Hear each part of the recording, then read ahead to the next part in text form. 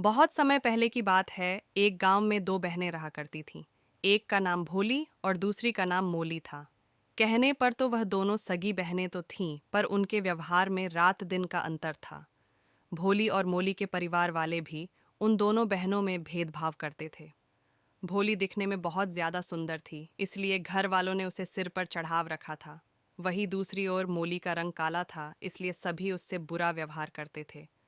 उसकी बहन भोली भी उसे बहुत भला बुरा सुनाती। भोली काम करने में बहुत आलसी थी, वही मोली दिन रात मेहनत करने में बिल्कुल भी नहीं हिचकती थी। एक दिन मोली हमेशा की ही तरह अपने खेत पर काम पूरा करके घर लौट ही रही थी कि रास्ते में उसे किसी के रोने की आवाज़ आई। उसे समझ में नहीं आ रहा था कि वह आवाज़ कहाँ से आ रही थी। उसने नज़रें इधर उधर दौड़ाई, पर उसे कुछ भी नज़र नहीं आया। फिर उसे ऐसा लगा जैसे कि कोई झरने के पास बैठा हो। वह फुर्ती से उस सुंदर झरने के पास भागी।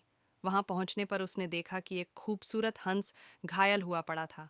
उस हंस का खून लगातार बह रहा था। मोली ने बिना देरी किए उस हंस को उठाया और अपने घर ले गई।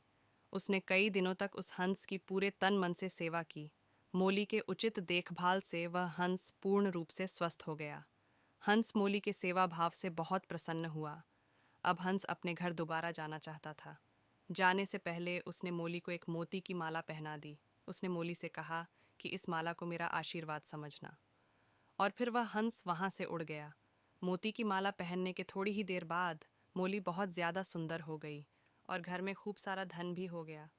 अब सब कोई मोली की खूबसूरती की तारीफ करते नहीं थकते थे। मोली के माता पिता को भी वह अब ज्यादा अच्छी लगने लग गई थी।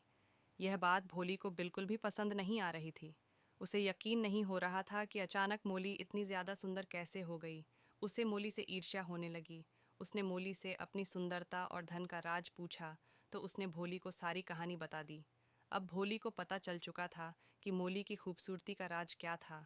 एक रात जब सब चैन की नींद सो रहे थे, तो भोली चुपके से मोली के कमरे में आ गई।